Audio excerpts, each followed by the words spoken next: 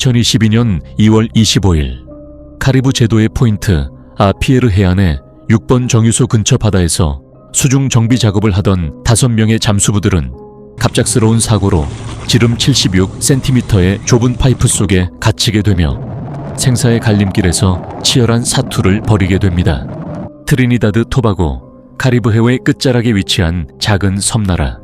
이 나라는 그 규모에 비해 세계 경제에서 중요한 위치를 차지하고 있습니다. 석유와 천연가스 자원을 바탕으로 1인당 GDP가 2만 달러에 근접할 정도로 안정된 산업 기반을 자랑합니다. 특히 포인트 아피에르 해안의 6번 선석은 국가에서 운영하는 가장 중요한 해상 정유소로 이 지역의 산업을 이끄는 중심지입니다. 2022년 2월 5명의 잠수부가 이곳에서 중요한 작업을 맡게 되었습니다. 그들은 민간 다이빙 업체인 LMCS 소속으로 공기업에서 하청받은 직원들이었죠. 그들은 크리스토퍼, 알리, 유서프, 리시, 파이찰이었습니다. 이들 다이버들은 6번 선석에 있는 송유관 수리 작업을 위해 바닷속으로 내려가야 했습니다. 이 송유관은 제5버 제6버 어스를 연결하여 원유를 운반하는 중요한 역할을 하지만 최근 문제가 발생해 작동이 멈춘 상태였습니다. 해저 송유관은 점검과 수리가 매우 어려운 구조였으며 환경적 특성상 사고가 발생하면 해양 생태계에 치명적인 영향을 미칠 수 있었습니다. 작업은 매우 위험하고 까다로웠기에 수백 번의 경험을 가진 베테랑 다이버들이 투입되었습니다. 그들은 제6버스 송유관 입구에 큐브 형태의 다이빙 벨을 설치하고 벨 안으로 들어가 작업 준비를 시작했습니다. 다이빙 벨은 간단하게 말하자면 수중용 엘리베이터 같은 역할입니다. 다이빙 벨 내부는 수중에서도 호흡이 자유로워 다이버들이 장비를 벗고 작업에 집중할 수 있는 공간을 제공했습니다. 하지만 그 순간 예상치 못한 일이 벌어졌습니다. 송유관 입구를 막고 있던 장치가 눈에 띄었고 그것은 바로 팽창식 파이프 플러그였습니다. 이 플러그는 원유가 새지 않도록 임시로 설치된 고무막이었고 작업을 시작하기 전에 파리아 연료 무역 상사에서 설치해둔 것이었습니다. 작업 전 브리핑에서 파리아 연료 무역 상사는 송유관이 오랫동안 방치되어 있을 수 있음을 경고하며 수중 압력 차이로 인한 사고 가능성에 대해 주의를 당부했습니다. 그러나 플러그의 존재와 제거 방법에 대한 설명은 없었습니다. 다이버들은 이 장치가 무엇인지 어떻게 다뤄야 하는지 전혀 알지 못한 채 작업을 진행해야 했습니다. 이제 그들은 결정을 내려야 했습니다. 플러그를 제거하지 않으면 작업이 불가능했고 그렇다고 그냥 돌아설 수도 없었습니다. 지상에서는 아무런 상황 파악도 없이 그들에게 모든 책임을 떠넘긴 상태였습니다. 시간은 흐르고 다이버들은 어쩔 수 없이 플러그를 제거하는 길을 선택해야만 했습니다. 그들이 팽창식 파이프 플러그를 제거하기 위해 밸브를 돌리기 시작한 순간 예상치 못한 일이 벌어졌습니다. 플러그는 다이빙 벨 내부의 고압 공기와 파이프 속 저압 공기가 맞물리면서 강력하게 눌려져 있었죠. 밸브를 푼 순간 압력 차이로 인해 플러그는 마치 무언가에 이끌리듯 깊숙이 빨려 들어갔고 파이프 내부의 흡입력은 급격히 증가했습니다. 그때부터 다이빙 벨 내부의 공기는 거침없이 빨려 나갔고 바닷물이 밀려 들어오기 시작했습니다. 파이프 속의 흡입력은 너무나 강력했고 다이빙 벨 안에서 모든 것이 뒤집혔습니다. 사람과 장비는 순식간에 물, 기름, 그리고 인간의 몸이 뒤엉킨 혼란 속으로 빨려 들어갔습니다. 90초 동안 그들은 물과 기름 속에서 숨을 쉬기 위해 몸부림쳤습니다. 다이빙 벨의 내부는 마치 무언가에 휘말린 듯 빠르게 휘둘려 갔습니다. 그러던 중 이상하게도 그들은 어느 순간 더 이상 떠내려가지 않았습니다. 그들은 갑작스럽게 멈춰섰고 자신들의 위치를 파악하려 했습니다. 다행히도 그들은 숨을 쉴 수 있는 에어포켓이 있는 지점에서 멈췄습니다. 아이러니하게도 그들이 원유로 가득 차야 할 파이프 속에서 물과 기름이 뒤섞인 이곳에서만큼은 숨을 쉴 수 있었습니다. 이 순간 공기만이 그들을 살려주고 있었고 그들은 서로를 바라보며 말할 수 있는 유일한 기회를 얻었습니다.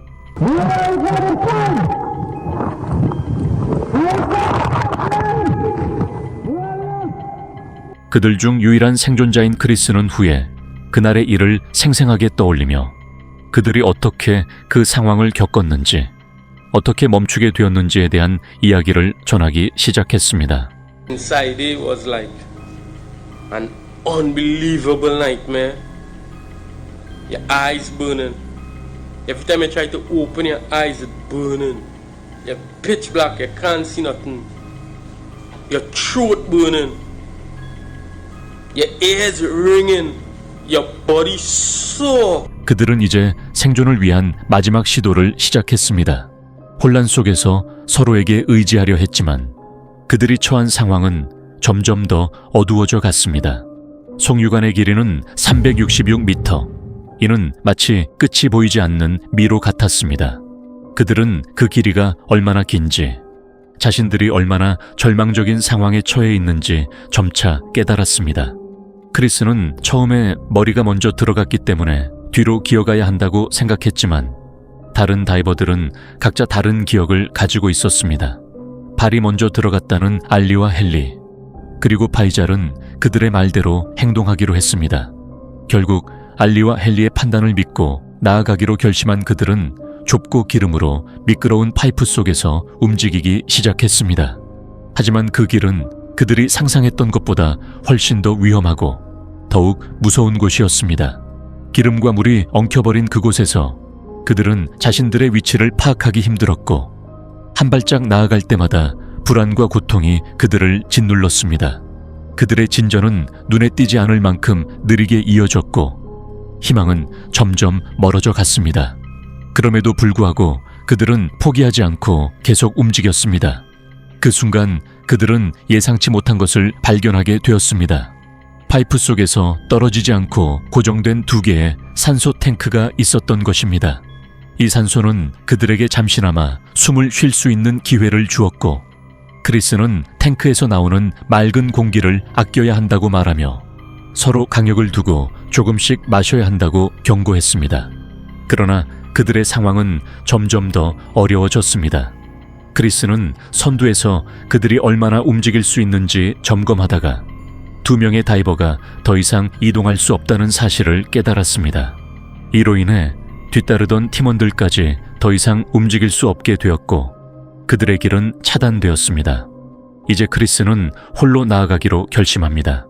물이 얼마나 차 있는지, 그리고 자신이 돌아올 수 있을지 알 수 없었지만 그는 계속해서 앞으로 나아가야만 했습니다. 크리스는 몇 걸음도 채 떼지 못한 채 앞쪽 파이프가 전혀 보이지 않는 물에 잠겨 있다는 사실을 알게 되었습니다. 2개의 산소 탱크, 그것만이 그의 유일한 생명선이었고 5명이 함께 나아가기엔 그 양이 너무 부족했습니다. 그는 팀원들에게 상황을 전달한 뒤 자신이 홀로 전진할 수밖에 없다는 결단을 내렸습니다. 크리스는 탱크 하나를 챙기고 약속을 남긴 채 혼자서 떠났습니다. 차가운 물속에서 또 다른 에어포켓을 찾을 수 있기를 바라며 기진맥진한 몸을 이끌고 나아갔습니다. 그러나 산소 탱크는 곧 바닥을 드러냈고 아무리 헤엄쳐도 탈출의 가능성은 점점 줄어들 뿐이었습니다. 그때 기적처럼 그의 손끝에 무엇인가가 부딪혔습니다. 그것은 또 다른 산소 탱크였습니다. 그는 기름 속에서 호흡기를 찾았고 마우스피스가 떨어진 호흡기를 입에 밀어 넣었습니다. 그 순간 불쾌한 기름이 산소와 함께 들어와 입안을 가득 채웠지만 그는 숨을 쉰다는 사실만으로 감사했습니다. 그러나 그가 얻은 시간은 한정적이었고 몸은 이미 한계에 달해 있었습니다. 그는 잠시도 멈추지 않고 계속 나아갔습니다. 또 다른 물속 구간을 지나고 마침내 또 다른 산소 탱크를 발견하며 길을 계속 갔습니다. 그는 입상관에 도달했지만 그곳에서 들려오는 파이잘의 목소리는 그에게 선택을 강요했습니다. 여기서 기다려. 파이잘은 그를 멈추게 하려 했습니다. 그러나 크리스는 이미 결심을 내린 듯 기다릴 시간이 없다고 외치며 앞으로 나아갔습니다. 그가 나아가던 길 끝에 무엇이 있을지, 그가 선택한 방향이 그들의 운명을 어떻게 바꿀지 알 수 없었습니다. 5번과 6번 파이프, 그 2 갈래의 길에서 어떤 결정이 내려질지 그 누구도 예측할 수 없었습니다. 그의 앞을 가로막고 있던 물이 점차 얕아지며 그는 어느새 파이프의 끝자락에 다다랐습니다. 그곳은 결국 그가 원하던 탈출구였습니다. 그가 구조대에 도달한 후 팀원들의 위치에 대해 가능한 모든 정보를 전달했습니다. 그러나 LMCS의 직원들은 그의 말을 믿지 않았습니다. 그들은 파이프라인이 원유로 가득 차 있고 5명의 다이버가 가지고 있던 산소 탱크는 겨우 1시간 분량에 불과하다는 이유로 팀원들의 생존 가능성을 전혀 믿지 않았던 것입니다. LMCS의 구조 다이버들이 수중으로 내려가며 파이프를 두드렸지만 그들이 아무리 시도해도 다이버들의 정확한 위치를 찾을 수 없었습니다. 파이프에 남아있던 팀원들은 그들이 두드리는 소리를 듣고 잠시 희망을 가졌지만 그들의 기대는 곧 좌절되었습니다. 구조 시도를 맡고 있던 파이프라인 소유주인 파리아 무역 상사는 이유를 밝히지 않은 채 구조 작업을 허용하지 않았고 LMCS만으로는 상황을 해결할 방법이 없었습니다. 시간은 흐르고 다이버들은 점점 더 절망적인 상황에 빠졌습니다. 공기가 줄어들고 부상자들은 고통에 시달리며 기름과 독성가스로 가득 찬 환경에서 힘겨운 시간을 보내고 있었습니다. 며칠 후 시신들이 차례로 수습되었지만 부검을 통해서도 그들의 정확한 사망 시점을 알 수는 없었습니다. 일부는 그들이 토요일까지 생존했다고 추측했지만 다른 이들은 월요일까지 살아있었을 가능성도 제기했습니다. 그날 이후 트리니다드 토바고에서 사고 조사를 위한 위원회가 구성되었고 이 비극적인 사건의 진상을 파헤치기 위한 조사가 시작되었습니다. 크리스는 자신이 겪은 절망과 동료들의 죽음에 대해 눈물을 참지 못했습니다. Everything inside me was hoping a rescue was going on. Nobody was making an attempt to rescue me. You know what I mean? 그는 아무도 그들을 구하지 않은 사실에 대해 강한 분노와 슬픔을 느꼈습니다. 2024년 1월 26일 조사 결과가 발표되었습니다. 사고의 원인으로 파이프라인 소유주인 파리아 무역 상사가 준비 부족과 구조 시도를 방해한 책임이 있다고 결론 지어졌습니다. 이 회사는 법인 살인 혐의로 재판을 받을 수 있다는 결정이 내려졌습니다. 이제 이 사건의 진실은 법정에서 밝혀져야만 합니다. 오늘의 이야기는 여기까지입니다. 시청해 주셔서 감사합니다. 구독과 좋아요 부탁드립니다. Mayday. Explosion and fire on the Piper platform. Situation is that the platform is completely on fire. Of the 226 men who had been on board Piper Alpha, 166 were dead. One more died later in hospital. 1973년 북해 한가운데에서 대규모 유전이 발견되었습니다. 바로 파이퍼 유전이었습니다. 이 발견은 영국과 스코틀랜드 역사에서 중요한 전환점이 되었으며 당시 영국 정부는 이 소중한 에너지 자원을 확보하기 위해 전력을 다했습니다. 개발은 미국의 대형 에너지 기업인 옥시덴탈 페트롤리움이 주도했으며 본격적인 작업이 시작되었습니다. 플랫폼의 설계는 매우 독특하고 체계적이었습니다. 4개의 모듈로 구역이 나뉘어 있었으며 각 구역은 두꺼운 방화벽으로 철저히 분리되어 있었습니다. 화재 발생 시 피해를 최소화하기 위해 주요 설비와 제어실은 가능한 한 멀리 떨어진 위치에 배치되었습니다. A 모듈에서는 시추 작업이 이루어졌고 B와 C 모듈은 각각 원유와 가스를 처리하는 기능을 담당했습니다. 하지만 이 플랫폼의 역할은 단순한 석유 생산에 그치지 않았습니다. 파이프 알파는 북해의 다른 플랫폼에서 가스를 받아 이를 처리한 뒤 오크니 제도의 플로타 석유 터미널로 이송하는 허브 역할을 했습니다. 특히 영국 정부의 가스 보존 정책을 충족시키기 위해 천연가스를 효율적으로 처리하고 활용해 경제적 이익을 극대화하는 시스템도 갖추고 있었습니다. 1978년 영국 정부는 환경보호와 자원 절약을 위한 정책을 발표하며 시추 작업에서 발생하는 폐가스를 재활용하고 기존처럼 폐가스를 단순히 태워 없애는 플레어링을 줄일 것을 강력히 권장했습니다. 이에 따라 파이퍼 알파 플랫폼에는 가스를 처리할 수 있는 새로운 장비가 추가되었고 이는 가스를 수익으로 전환할 기회를 제공했습니다. 그러나 이 장비 설치를 위해 기존의 모듈을 재배치해야 했고 그 결과 중요한 제어실이 새로운 장비와 지나치게 가까운 위치에 놓이게 되었습니다. 당시에는 수익성이 우선시되었지만 이로 인한 잠재적 위험은 충분히 고려되지 않았습니다. 1988년 파이퍼 알파는 가동 10년 만에 대대적인 재건축이 진행되었습니다. 이 과정에서 플랫폼의 안전과 효율성을 높이기 위해 오래된 장비를 교체하고 새로운 운영 규칙을 도입했습니다. 그중 가장 눈에 띄는 변화는 다이버들이 플랫폼 근처에서 작업할 때 모든 시스템을 자동에서 수동 모드로 전환해야 한다는 규정이었습니다. 이 규정은 작업자의 안전을 보장하기 위한 필수적인 조치로 설명되었습니다. 파이퍼 알파의 소방 시스템은 바닷물을 강력하게 펌핑해 화재를 진압하는 방식으로 설계되어 있었는데 다이버들이 작업 중일 때 자동 모드가 유지되면 강한 물살에 휩쓸려 큰 사고로 이어질 위험이 있었습니다. 수동 모드 전환은 이러한 위험을 방지하기 위한 조치였습니다. 그러나 이 조치는 또 다른 문제를 안고 있었습니다.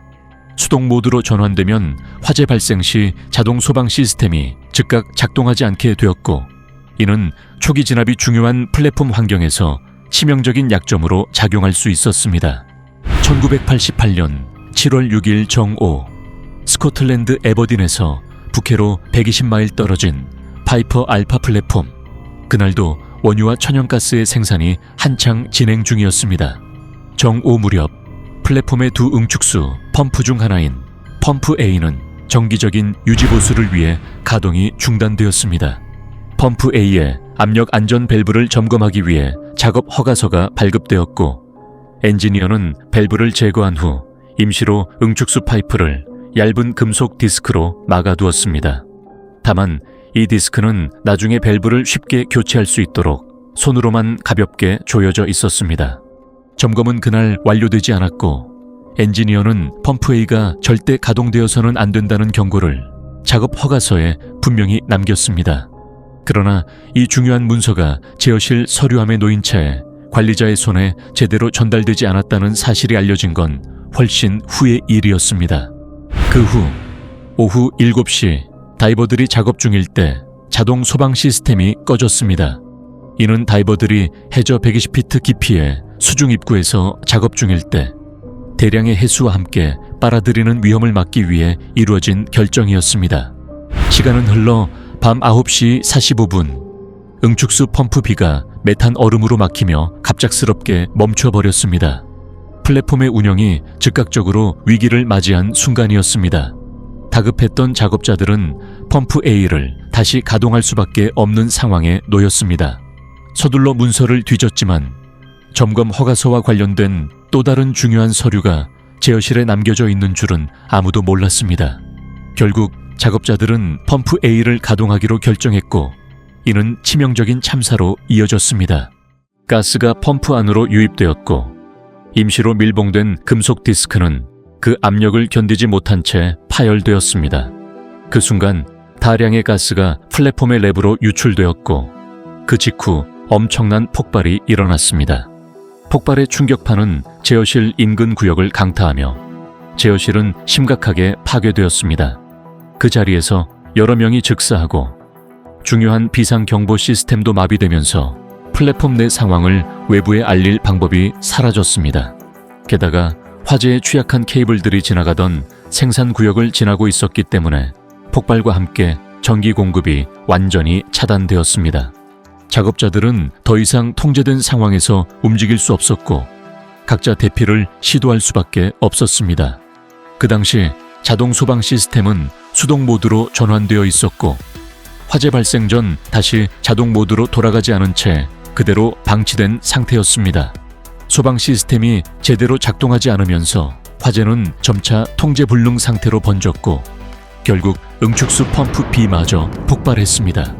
이 폭발로 상공 200m까지 불길이 치솟는 연쇄 폭발이 발생하며 플랫폼은 치명적인 피해를 입게 되었습니다. 비상 절차를 따르며 숙소로 향한 작업자들은 다행히 생존할 수 있었지만 상황을 제대로 인지하지 못하고 대피하지 못한 이들은 그 자리에서 목숨을 잃었습니다. 폭발 이후 화재는 순식간에 플랫폼 전역으로 번졌습니다. 숙소로 대피한 약 80명의 생존자들은 갑작스러운 고립 상태에 빠졌습니다. 구명 보트나 헬리데크로 접근할 수 없었고 구조대는 이미 플랫폼 근처에 도달해 있었습니다. 시간이 지나면 화재가 진압되며 구조될 가능성이 있었지만 상황을 더 악화시킬 수 있는 심각한 문제가 남아 있었습니다. 파이프 알파는 그 당시 클레이모어와 타탄 플랫폼에서 생산된 원유와 가스를 계속해서 수송받고 있었습니다. 폭발 후에도 가스와 원유가 끊임없이 유입되었고 이는 화염에 연료를 추가해 불길을 더욱 거세지게 만들었습니다. 그럼에도 불구하고 각 플랫폼의 관리자들은 자원 공급을 중단하지 않았습니다. 이는 스코틀랜드 육지에 위치한 상부에서 석유 공급 중단을 승인하지 않았기 때문입니다. 결국 파이프 알파 플랫폼은 더 이상 자체적으로 화재를 진압할 수 없는 상태에 이르렀습니다. 구조대는 위험을 감수하고 플랫폼에 가까이 접근하여 물대포로 불길을 잠재우고 바다에 떨어진 사람들을 구조하는 방식으로 상황에 대응하기로 결정합니다. 처음에는 구조가 순조롭게 진행되는 듯 했지만 예상치 못한 문제가 발생합니다. 10시 6분 가스 처리 시설로 가스를 수송하던 파이프라인이 폭발의 여파로 심각하게 손상된 것입니다. 이로 인해 약 30톤의 가스가 유출되었고 세 번째 거대한 폭발이 일어났습니다. 구조대의 노력에도 불구하고 상황은 점점 더 악화되었습니다. 구명보트가 바다에 빠진 2명의 생존자를 구출해냈지만 그 보트마저 파괴되고 탑승자 전원이 사망하는 사고가 발생하며 구조대는 철수를 결심합니다. 그때 다른 플랫폼에서 근무하던 2명의 관리자들이 상부의 명령을 어기고 가스와 석유 공급을 중단하는 결정을 내립니다. 그들은 자신의 직장을 잃을 위험을 무릅쓰고 동료들의 생존을 위해 이 결정을 내린 것입니다. 그러나 그들의 선택은 단순히 가스와 석유의 공급을 중단하는 것으로 끝나지 않았습니다. 공급을 멈추더라도 파이프라인에 남아있는 압력에 의해 가스는 여전히 몇 시간 동안 계속 유입될 수밖에 없었기 때문입니다. 11시 20분 그들은 예기치 못한 폭발을 맞닥뜨리게 되며 결국 파이프 알파 플랫폼은 북해에 침몰하기 시작했습니다. 플랫폼의 주요 구조물이 휘어지고 풀어지며 거대한 강철 덩어리가 바다로 가라앉기 시작했습니다.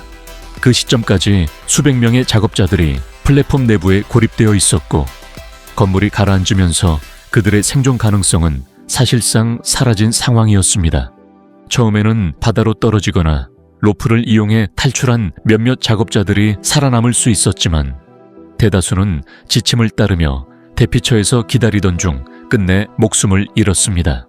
결국 이 사고로 작업자 226명 중 구조원 2명을 포함한 167명이 목숨을 잃었습니다. 사고 직후 구조 작업이 시작되었고 숙소 모듈이 끌어올려졌습니다. 그 안에서 고립된 작업자들이 하나둘씩 발견되었지만 대부분은 이미 사망한 상태였습니다. 이후 몇 차례의 시신 수습 작업이 진행되었지만 167명의 사망자 중 135명만이 시신으로 돌아왔고 나머지 32명의 시신은 끝내 발견되지 않았습니다.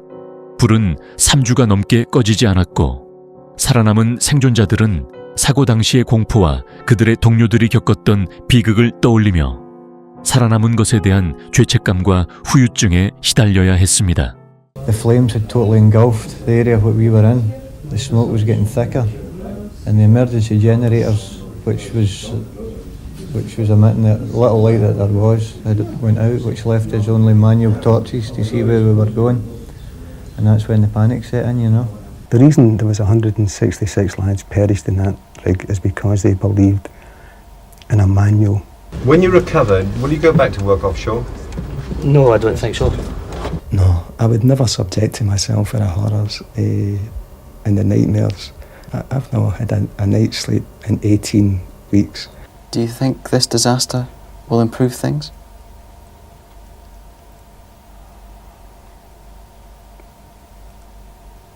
No. 스코틀랜드의 윌리엄 컬렌경이 이 사건을 조사한 결과 해양 안전을 책임지던 회사인 옥시덴탈은 그들의 안전 절차와 유지보수 작업에서 치명적인 오류를 범했다고 결론지었습니다. 그리고 그 결과 1992년 해양안전법이 새롭게 제정되었고 옥시덴탈은 2억 2천만 달러라는 거액의 배상금을 지급해야만 했습니다. 1991년 7월 참사의 희생자들을 기리기 위해 에버딘의 3명의 석유 노동자를 형상화한 동상이 세워졌습니다. 이 동상은 단순히 과거의 비극을 기억하는 것에 그치지 않았습니다. 오히려 그 존재는 희생자들의 삶을 되새기고 이러한 참사가 다시는 발생하지 않도록 경각심을 일깨우는 강력한 상징으로 자리 잡았습니다. 오늘의 이야기는 여기까지입니다. 시청해 주셔서 감사합니다. 구독과 좋아요 부탁드립니다.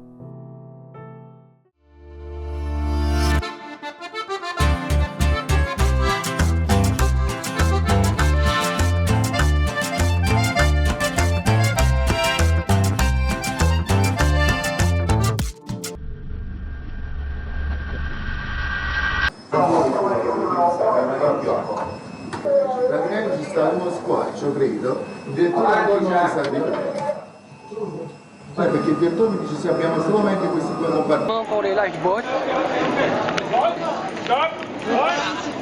Ah, trop tard, c'est plein. 이탈리아 앞바다의 한밤중 거대한 럭셔리 크루즈선 코스타 콩코르디아가 갑작스럽게 멈춰섭니다. 무언가 잘못되었다는 불길한 예감이 배 전체를 휘감고 승객들은 서서히 기울어가는 배 위에서 혼란에 휩싸입니다. 그런데 상황은 더욱 이상하게 돌아갑니다. 직원들은 무언가 숨기려는 듯 침묵하고 선장은 가장 먼저 자취를 감춥니다. 이 끔찍한 사건은 타이타닉 이후 전 세계를 충격에 빠뜨린 해상사고로 기록되었지만 그날 밤의 진실은 여전히 많은 의문을 남기고 있습니다. 과연 코스타 콩코르디아에서 무슨 일이 벌어졌던 걸까요? 1800년대 중반 유럽에서 출발한 코스타 크루즈는 단순한 선사 이상의 상징으로 자리 잡았습니다. 그러나 2000년 카니발 코퍼레이션에 인수된 뒤 그들의 꿈은 훨씬 더 거대해졌습니다. 세계를 놀라게 할 초대형 크루즈선을 만들겠다는 계획이 시작된 것입니다. 그리고 2004년 그 야심은 현실이 되기 시작했습니다. 코스타 콩코르디아, 길이 290m, 폭 35m, 타이타닉의 2배에 달하는 크기와 당시 최고 수준의 화려함을 자랑하며 2006년 6월 30일 마침내 세상의 모습을 드러냈습니다. 7천억 원이라는 천문학적인 비용을 들여 탄생한 이 배는 2개 층에 걸쳐 있는 대형 스파, 수영장과 워터 슬라이드, 대형 영화, 스크린 등 모든 것을 갖춘 말 그대로 떠다니는 궁전이었습니다. 최대 4,890명을 태우고 지중해를 누비며 명성을 쌓아가던 코스타 콩코르디아는 코스타 크루즈의 대표작이자 전 세계 크루즈 산업의 상징이 되었습니다. 선장 프란체스코 스케티노의 지휘 아래 이 배는 수많은 사람들의 추억을 만들어내며 바다를 유유히 항해했습니다. 2006년 첫 항해를 시작한 코스타 콩코르디아는 당대 가장 호화로운 크루즈선이었습니다. 2012년 1월 13일 평범한 항해로 시작한 여정이 예상치 못한 방향으로 흘러가기 시작합니다. 이탈리아 시비타베키아 항구를 출발해보나 항구로 향하던 코스타 콩코르디아. 원래 경로는 안전한 해역을 지나도록 설정되어 있었지만 선장은 기글리오 섬을 지나면서 전통적인 관행인 세일 바이 살루트를 따르기로 결정합니다. 이는 배가 섬 근처로 접근해 승객들에게 더 멋진 풍경을 제공하고 섬 주민들에게는 손을 흔드는 전통적인 항해 방식이었습니다. 이 관행은 그동안 종종 이 섬에서 이루어졌고 심지어 선장의 이전 항해사 가족이 이 섬에 살고 있었다는 이야기까지 돌았죠. 그럼에도 불구하고 거대한 크루즈선이 밤에 해안 근처를 지나치는 것은 매우 위험한 일이었습니다. 선장은 그 위험성을 무시한 채 관행을 따르기로 한 것입니다. 하지만 그날 밤 배는 예상보다 훨씬 더 해안 가까이 다가가고 있었습니다. 배는 밤 9시 35분 시속 15노트의 속도로 기글리오 섬에 점점 더 가까워졌습니다. 선장은 배가 항로에서 벗어나 섬에 가까이 다가가는 것을 이미 눈치챘지만 그 상황을 정확히 통제하지 않았습니다. 함교에서는 1등 항해사인 시로가 배의 방향을 바꿀 준비를 하고 있었지만 그 순간 선장이 애인과 함께 함교로 들어왔습니다. 선장이 들어서자 시로는 선장이 지휘권을 넘겨받았다고 생각하고 조타수에게 어떤 말을 할지 망설였고 결국 입을 다물었습니다. 선장은 애인과 웃으며 케이터링 서비스 매니저와 떠들며 함교로 돌아왔고 배의 상황을 파악하려는 대신 동료들과 사적인 대화를 나누었습니다. 그가 들어왔을 때 배는 이미 해안과 1,500피트의 거리를 남겨두고 있었으며 이 거리는 규정상 최소 안전거리보다 훨씬 가까운 거리였습니다. 그럼에도 불구하고 선장은 이를 무시하고 계속해서 대화를 이어갔습니다. 이때 조타수는 제이콥이라는 인도네시아 출신의 승무원이었으며 그는 이탈리아어를 잘 이해하지 못했습니다. 선장은 술에 취한 상태에서 불명확한 발음으로 조타수를 지시했습니다. 선장이 내린 첫 지시는 배를 우현으로 돌리라는 것이었지만 제이콥은 제대로 이해하지 못하고 조타를 돌리기 시작했습니다. 선장의 발음이 불분명했기 때문에 제이콥은 제대로 방향을 조정하지 못했고 배는 여전히 해안 가까이 다가가고 있었습니다. 조타수는 뒤늦게 배의 방향을 틀었지만 이미 배는 해안으로 너무 가까워졌고 그때는 이미 수천 톤의 배가 엄청난 속도로 섬에 접근하고 있었습니다. 결국 9시 44분 선체는 왼쪽에 35루밀에 달하는 큰 구멍을 내며 수중 암초와 충돌했습니다. 35m에 달하는 큰 구멍이 선체를 뚫고 물이 급격히 유입되기 시작했습니다. 엔진은 멈췄고 조명도 꺼지며 배는 제 기능을 상실했습니다. 평온했던 저녁은 단숨에 아비규환으로 변했습니다. 몇 분 후인 9시 51분 승객들에게는 상황이 통제되고 있으며 기술자들이 문제를 해결 중이라는 안내방송이 흘러나왔습니다. 그러나 승객들 중 누구도 진짜 상황이 어떤지 알지 못한 채 불안과 동요는 계속 커져만 갔습니다. 그들 중 일부는 그저 작은 문제가 생겼다고 생각했지만 이미 배 내부에서는 심각한 변화가 일어나고 있었습니다. 함교에서는 방수구역이 침수되었고 메인 전력 패널이 물에 잠기기 시작했다는 보고가 들어왔습니다. 이 정보는 즉시 코스타 크루즈 회사의 위기관리센터로 전달되었고 10시 12분 항만관리로부터 연락이 왔습니다. 그러나 선장은 사고의 진상을 밝히지 않았고 단지 정전 문제라며 문제가 해결되고 있다고만 답변했습니다. 그 사이 부수석 엔지니어는 함교로 올라와 배의 여러 구역에서 침수가 진행되고 있다고 보고합니다. 물은 점차 선박의 방수구역으로 스며들었고 배는 점점 오른쪽으로 기울기 시작했습니다. 선장 스케티노는 이 상황을 더 악화시키지 않으려 얕은 해안 쪽으로 배를 표류시킨 것으로 전해졌습니다. 최악의 상황을 피하기 위해 배를 조종하고 있었던 것일까요? 그러나 비상 펌프를 동원해도 물은 빠지지 않았고 배는 점점 더 기울어져 갔습니다. ¿Hablas español? No, señor, un poquito, señor. ¿Tú por qué andas con salvavidas si todo está bien? ¿Qué? Si todo bien. Sí, todo bien. ¿Tú por qué No, just in case, señor. 그럼에도 불구하고 이때까지 선장이나 다른 직원들, 심지어 코스타 선사의 위기관리 센터조차 구조 요청을 하지 않았습니다. 배는 빠르게 가라앉고 있었고 승객들은 혼란 속에서 스스로 구명보트를 내리기 시작했습니다. 그들의 눈앞에는 이미 일어날 수 있는 최악의 상황이 현실로 다가오고 있었고 구명조치마저도 그들의 손에 맡겨졌습니다. 구조 요청이 전혀 이루어지지 않는 상황 속에서 각자 살아남기 위한 필사적인 몸부림이 이어졌습니다.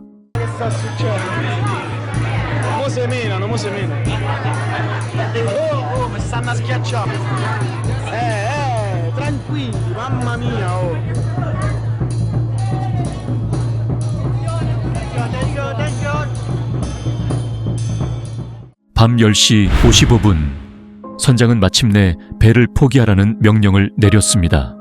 그제야 배 전체에 비상경보가 울리고 대피가 시작되었지만 사고가 발생한 지 이미 1시간이 넘은 시점이었습니다.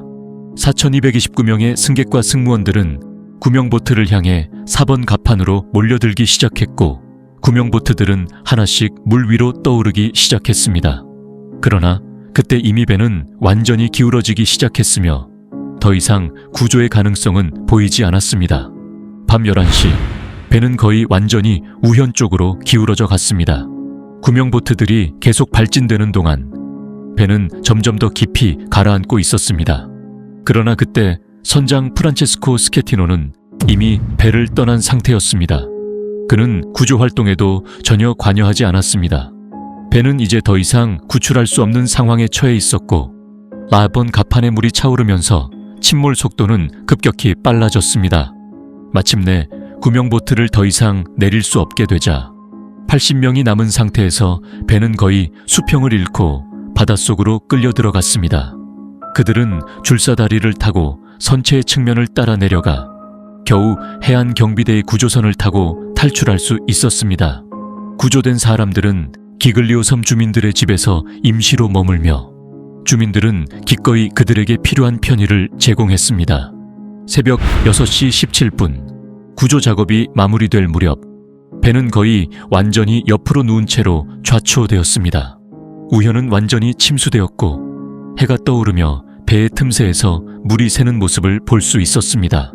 이때 충격이 얼마나 큰지 배가 어떻게 한순간에 무너져 버렸는지를 그대로 보여주는 듯 했습니다. 선장과 책임자들의 무능하고 책임 회피적인 행동으로 32명의 생명과 구조팀의 1명이 목숨을 잃었습니다. 그들은 대부분 무슨 일이 벌어졌는지조차 모른 채 선실에 갇혀있던 사람들이었습니다. 그중 한 한국인 신혼부부는 객실 문이 열리지 않아 그곳에 갇혀있다가 구조팀에 의해 간신히 빠져나왔습니다. 이후 사건의 진상이 하나씩 밝혀지기 시작했습니다. 코스타 콩코르디아 함교에 있던 책임자들과 코스타 크루즈라인의 위기관리 담당자 6명은 체포되어 재판에 넘겨졌습니다. 당시 함교에는 3명의 항해사, 항법사, 조타수가 있었으나 누구도 제 역할을 하지 않았습니다. 그들은 결국 각각 2년 남짓한 징역형을 선고받았습니다. 가장 큰 논란을 일으킨 인물은 스케티노 선장이었습니다. 사고 당시 술에 취한 상태였던 그는 위기 상황에서 제대로 된 지시를 내리지 않았고 이로 인해 선원들은 혼란에 빠지며 사고가 발생하게 된 1차적인 책임을 지게 되었습니다. 그러나 그가 저지른 가장 큰 실수는 사고 직후 승객과 선원들이 필사적으로 배를 탈출하고 있을 때 배에 남아서 상황을 보고하지 않고 먼저 달아난 것이었습니다. 구조 작업을 진행 중이던 해안 경비대는 당시 상황을 통제할 수 없었고 선장은 그때도 연락을 무시한 채 떠났습니다. 그 시점에 해안 경비대는 스케티노 선장에게 배로 돌아가 구조 작업을 지휘하라고 전화했지만 그는 그저 떠날 뿐이었습니다. 그 당시 녹음된 전화 통화 내용은 지금까지도 많은 사람들의 분노를 일으키고 있습니다. Pronto? Sì, buonasera comandante. Senta, io sono De Falco da Livorno, parlo col comandante? Sì, buonasera comandante Di Falco, sono Schettino. Mi dica il suo nome per favore. Sono il comandante Schettino, comandante. Schettino? Sì. Ascolti Schettino, ci sono persone intrappolate a bordo, adesso lei va con la sua chaloupe sotto la prua della nave, lato dritto, c'è una biscaggina. Lei sale su quella biscaggina e va a bordo della nave. Va a bordo della nave e mi viene a dire, mi riporta quante persone ci sono. Le è chiaro? Io sto registrando questa comunicazione, comandante Schettino. Allora, comandante, le dico una cosa. Parli a voce alta. Allora, la nave adesso... C'è gente, ascolti, c'è gente che sta scendendo dalla biscaggina di prua. Lei quella biscaggina la percorre in senso inverso, sale sulla nave e mi dice quante persone e che cosa hanno a bordo, chiaro? Mi dice se ci sono bambini, donne o persone bisognose di assistenza e me ne dice il numero di ciascuna di queste categorie, è chiaro? Guardi Schettino che lei si è salvato forse dal mare, ma io la porto veramente molto male, faccio passare l'anima dei guai. Vado a bordo, cazzo! Comandante, per cortesia. No, per cortesia, lei adesso prende e va a bordo. Mi assicuri che sta andando a bordo. Io sto andando qua con la lancia dei soccorsi, sono sotto qua, non sono andato da nessuna parte, sono qua. Che sta facendo, comandante? Sto qua per coordinare i soccorsi. Che sta coordinando lì? Vada a bordo, mi coordini i soccorsi da bordo. Lei si rifiuta? No, non mi sto rifiutando. Lei si sta rifiutando di andare a bordo, comandante? No, sto andando. E mi dica qual è il motivo per cui non ci va. Ci sto andando perché ci sta l'altra lancia che si è fermata. Lei vada a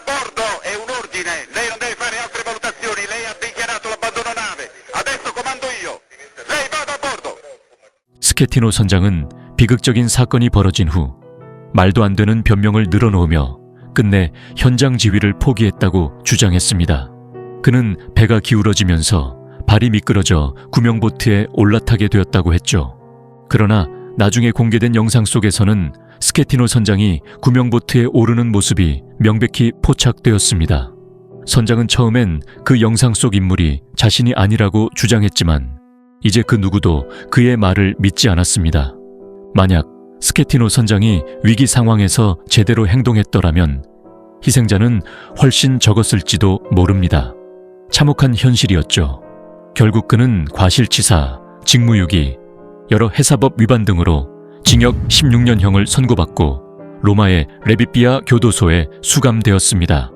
그가 출소하는 날은 2032년으로 예정되어 있으며 그동안 지급된 13,000달러의 보상금 외에도 추가적인 보상금을 받을 수 있을지 여부는 여전히 미스터리로 남아 있습니다.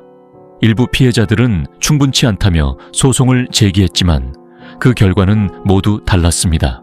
이 크루즈선은 불과 5년밖에 되지 않은 최신 초대형 선박이었으며 건조 비용은 수십억 달러에 달했습니다. 그러나 몇 년 운항 후 예상치 못한 참사를 맞이하게 되었고 이 사고로 발생한 총처리 비용은 20억 달러, 즉 2조 7천억 원이 넘는 금액에 달했습니다. 이 모든 일이 벌어진 시점이 놀랍게도 타이타닉 침몰 사고 100주년이 되는 해였다는 사실, 그리고 사고가 난 날짜가 바로 13일의 금요일이었다는 사실은 많은 이들의 가슴에 의문을 남겼습니다. 더욱 기이한 점은 그날 사고가 발생한 시각에 선박의 메인 레스토랑에서 타이타닉의 주제가인 My Heart Will Go On이 울려 퍼지고 있었다는 것입니다. 우연일까요? 아니면 그날의 모든 사건이 그 어떤 운명에 이끌린 결과였을까요? 오늘의 이야기는 여기까지입니다. 시청해 주셔서 감사합니다. 구독과 좋아요 부탁드립니다. 가족이 모여 웃음이 넘치는 명절. 누구나 특별한 추억을 만들기 위해 다양한 계획을 세우곤 합니다. 2009년 11월 24일 추수감사절을 맞아 고향 유타주로 돌아온 26세의 존 존스도 형 조시와 친구들과 함께 독특한 계획을 세웠습니다. 바로 미국 유타주의 너티퍼티 동굴을 탐험하는 것이었죠. 하지만 평범한 모험으로 끝날 것 같던 이 계획은 예상치 못한 비극으로 변하며 모두의 삶을 뒤흔들게 됩니다.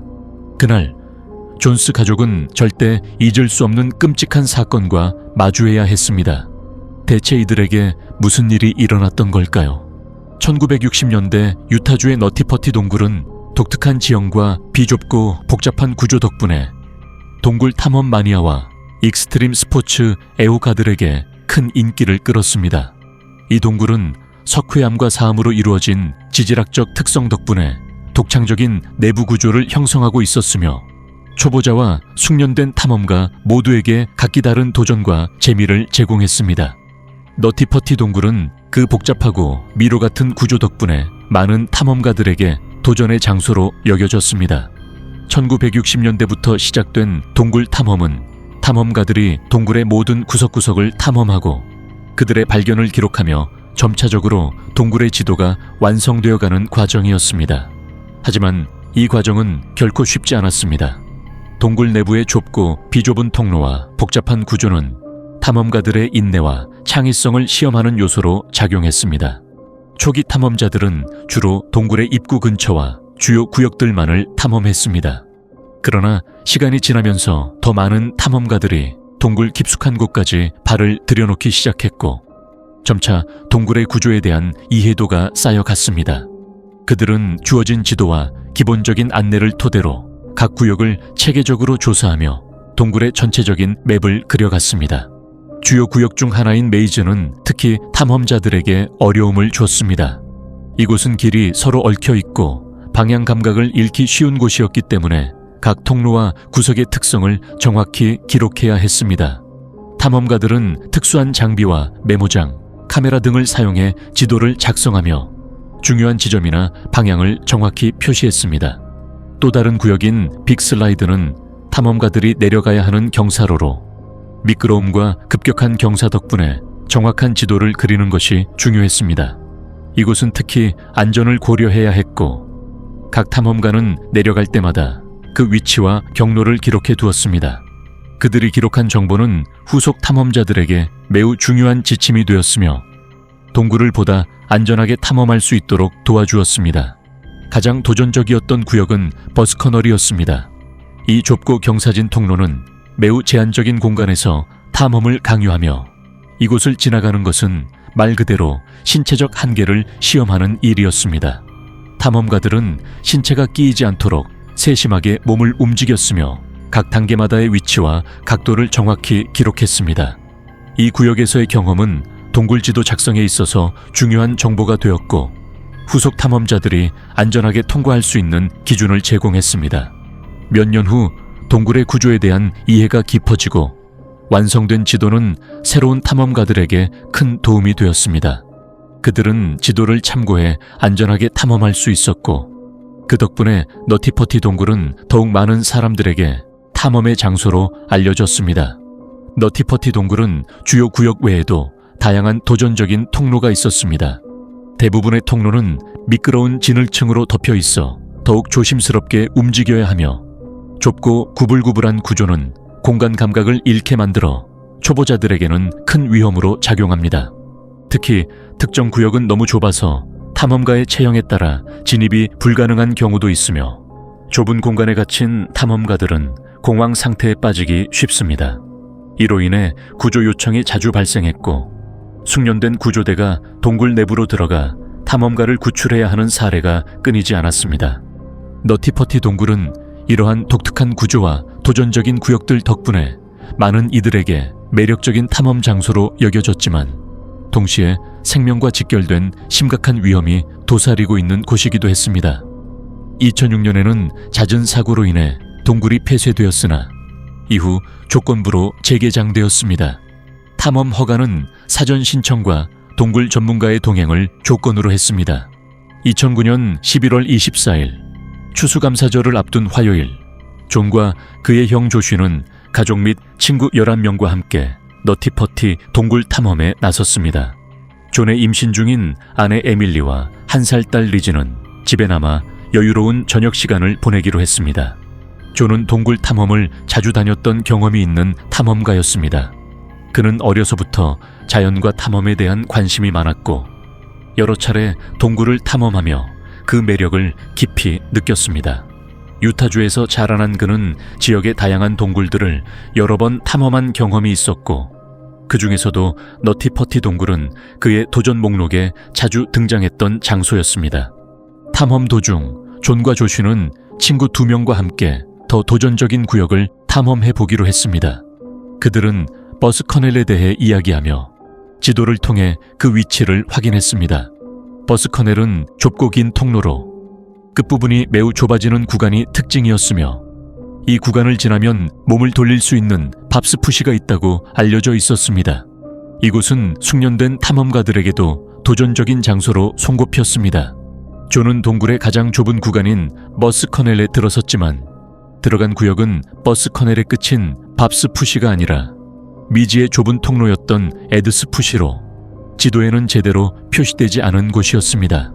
그는 길을 잘못 든 채로 통로 깊은 곳으로 진입했고 이 과정에서 폭 45cm, 높이 25cm에 불과한 경사진 통로에서 몸이 완전히 끼어버렸습니다.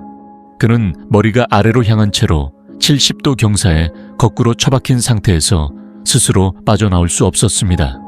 좁은 구역의 특성상 그는 전진도 후퇴도 불가능한 상태로 몸이 완전히 끼이고 말았습니다. 그는 형 조쉬에게 도움을 요청했지만 조쉬도 좁은 통로를 통해 접근할 수 없었습니다. 결국 조쉬는 구조 요청을 위해 동굴 밖으로 나가야 했고 그 사이 존은 머리가 아래로 향한 비정상적인 자세로 극도의 고립 상태에서 버텨야 했습니다. 좁은 공간에서의 비정상적인 자세와 점점 커지는 압박은 그에게 극도의 신체적 고통과 심리적 공포를 안겨주었습니다. 조쉬는 구조대에 연락했고 동굴 탐험 전문가들이 현장에 도착했지만 존을 구출하기 위해서는 여러 시간의 준비가 필요했습니다. 존은 그 긴 시간 동안 홀로 좁은 공간에서 버텨야 했습니다. 구조대는 사고 신고를 받은 후 급히 너티퍼티 동굴로 출동했습니다. 존의 위치를 확인한 구조대는 즉시 구출 작전을 시작했지만 존은 이미 머리가 아래로 향한 채 약 3시간 동안 거꾸로 매달려 있는 상태였습니다. 이 자세는 시간이 지날수록 그의 상태를 악화시켰습니다. 구조대는 좁은 통로를 따라 특수 장비와 밧줄, 지지대를 동굴 안으로 옮겨야 했습니다. 하지만 존이 끼어 있는 지점은 매우 좁고 꼬여 있어 작업 속도는 느릴 수밖에 없었습니다.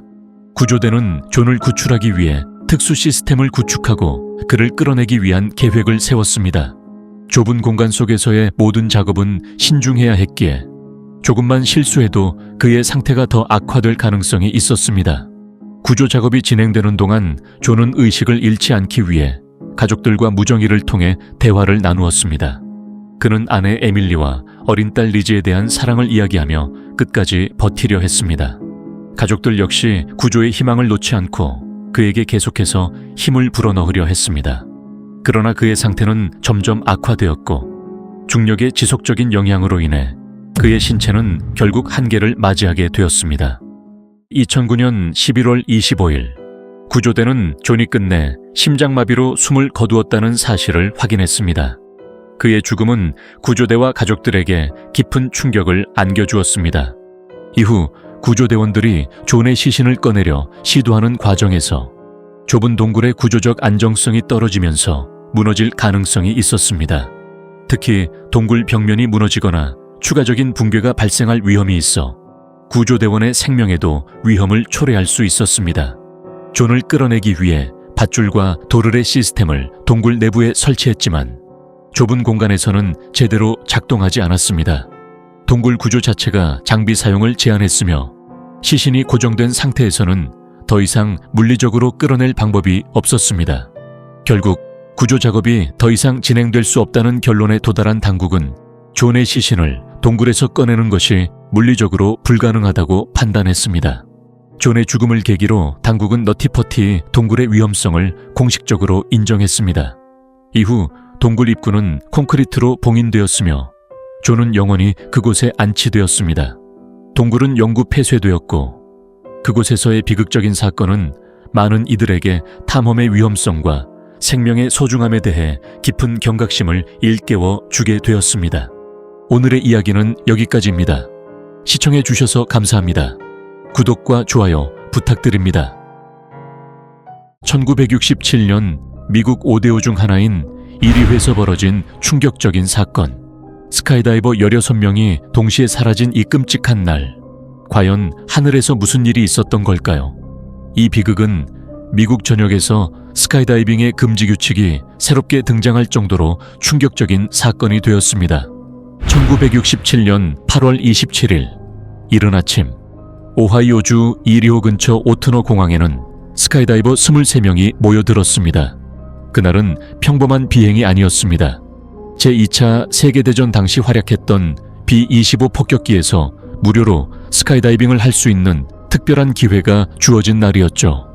얼마 전 오하이오주에서 열린 에어쇼에서 밥 칸스는 B-25 폭격기를 이용한 스카이다이빙을 성공적으로 진행하며 사람들의 관심을 끌었습니다. 그의 공연은 폭격기와 같은 대형 항공기에서도 점프가 가능하다는 사실을 보여주는 퍼포먼스였습니다. 에어쇼가 끝난 후 밥 칸스는 그 성과를 기념하는 의미로 이날의 특별한 이벤트를 준비했습니다. 스카이다이빙 참가자들은 B-25 폭격기에서 점프할 수 있는 기회를 제공받았고 이 이벤트는 당시로선 큰 관심을 모았습니다. 그러나 이 B-25는 스카이다이빙을 위해 설계된 기체가 아니었습니다. 탑재 중량을 초과할 위험이 있었기에 23명 중 3명은 탑승을 포기해야 했습니다. 이들은 실망스러운 표정으로 공항을 떠났고 나머지 20명이 운명처럼 폭격기에 올라탔습니다. 20명의 스카이다이버가 이리호의 하늘을 향해 떠오르기 시작했습니다. 그들 중 7명은 수십 번의 수면 낙하 경험을 가진 베테랑들, 낙하산 하나에 운명을 맡기는 일에 익숙했던 이들이었죠.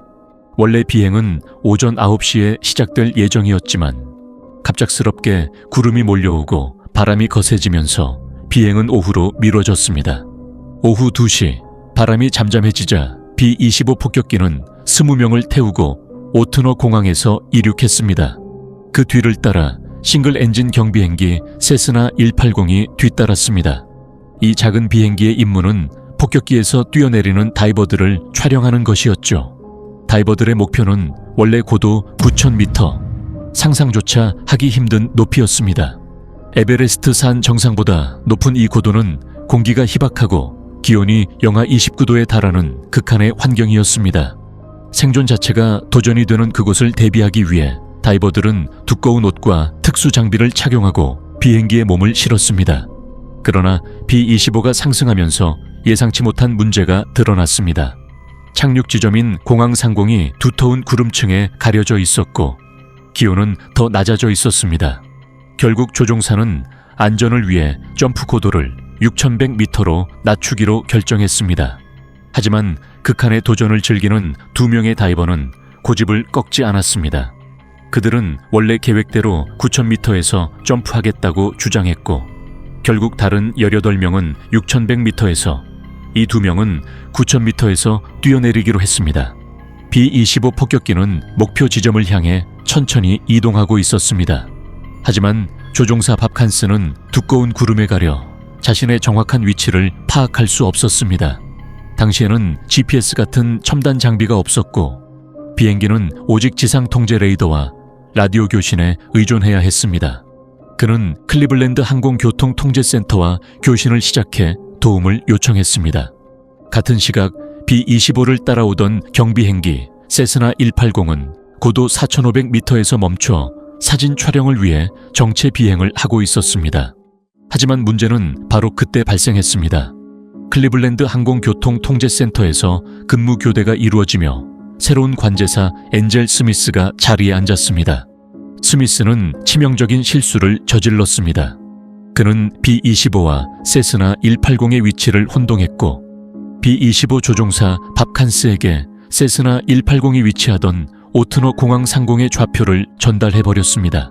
실제로 B-25는 이리오 상공에 머물고 있었지만 밥 칸스는 오트너 공항 상공이라고 믿은 채 문을 열고 스카이다이버들에게 점프를 지시했습니다.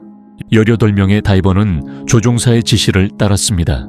두꺼운 구름에 가려 아래의 지형이 전혀 보이지 않았지만 조종사의 판단을 믿고 차례대로 뛰어내렸습니다.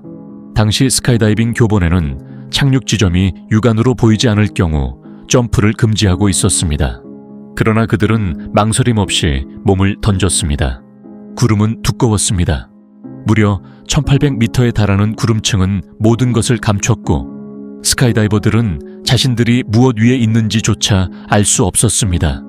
그들은 구름 속에서 모여 기동 연습을 하기로 했지만 예상치 못한 강풍이 그들을 순식간에 갈라놓았습니다. 예정대로라면 낙하산을 펼칠 고도는 900m였습니다. 하지만 다이버 중 한 명, 로버트 코이는 구름을 뚫고 나왔을 때 아래 펼쳐진 풍경에 숨이 멎을 듯 했습니다. 그가 본 것은 광활한 물 위, 육지가 아니라는 것을 깨달은 순간 그는 망설임 없이 낙하산을 펴고 해안 쪽으로 표류하려 했습니다. 물에 빠졌을 때를 대비해 무거운 부츠와 두꺼운 옷까지 벗어던졌죠. 다른 다이버들도 같은 결정을 내렸습니다. 그러나 파도는 거셌고 기온은 점점 낮아졌습니다. 그 시각 B-25 폭격기 조종사 밥 칸스는 이러한 상황을 전혀 인지하지 못한 채 남은 2명의 다이버를 태운 채 9,000m 상공으로 올라가고 있었습니다. 높은 고도에서의 점프는 계획대로 이루어졌고 2명은 오트너 공항에 무사히 착륙했습니다. 하지만 착륙 후 공항에 아무도 없다는 사실을 깨달은 두 사람은 먼저 점프한 18명이 호수로 떨어졌음을 직감했습니다. 이리오 근처를 걷던 한 대학 교수는 먼 곳에서 일렬로 호수로 떨어지는 18개의 낙하산을 목격했습니다. 그는 즉시 해안 경비대에 신고했고 구조대는 30척의 보트를 급파했습니다. 그러나 거센 바람과 높은 물살은 구조 작업을 방해했습니다. 발견된 것은 떠다니는 낙하산뿐. 물속에 잠긴 다이버들의 모습은 어디에도 보이지 않았습니다. 몇십 분 후 표류하던 로버트 코이와 또 한 명의 다이버가 가까스로 구조됐습니다. 하지만 나머지 16명은 끝내 돌아오지 못했습니다. 며칠에 걸친 수색 끝에 하나둘씩 떠오르기 시작한 시신들. 마지막으로 발견된 16번째 익사체는 사건 발생 9일 후였습니다. 이리호의 잔잔한 물결 속에 가라앉은 비극은 그렇게 끝난 듯 보였습니다. 이 재앙은 교체된 관제사가 잘못된 위치 정보를 B-25기에 제공하면서 시작되었습니다. 하지만 그보다 더 중요한 문제는 조종사 밥칸스가 착륙 지점이 육안으로 확인되지 않은 상태에서 점프 지시를 내렸다는 것입니다. 스카이다이빙을 위한 비행기도 아니었고 스카이다이빙 조종사도 아니었던 그가 단지 관제사의 지시를 따르며 18명의 스카이다이버들에게 점프를 하도록 한 것이 이 비극의 결정적인 원인이었습니다. 이 사건을 계기로 미국에서는 새로운 스카이다이빙 규제 법안이 만들어졌습니다. 구름을 뚫고 점프하는 것은 절대 금지라는 강력한 규정이 그 뒤로 세워졌습니다. 그러나 이 비극적인 B-25 폭격기는 그렇게 사라지지 않았습니다. 그 기체는 결국 다른 사람에게 팔렸고 그로부터 3년 후 1970년 매사추세츠 공항에서 추락했습니다. 그 추락으로 또 다른 희생자들이 생겨났습니다. 그 후로도 스카이다이빙이나 윙슈트, 패러글라이딩 같은 스카이 스포츠를 즐기는 사람들은 여전히 호수나 강, 바다에 낙하하지 않도록 경고받고 있습니다. 그러나 그날의 비극을 기억하는 사람들은 여전히 말합니다. 그렇게 끝난 듯 보였지만 그 비극이 결코 잊히지 않았음을. 오늘의 이야기는 여기까지입니다. 시청해 주셔서 감사합니다. 구독과 좋아요 부탁드립니다.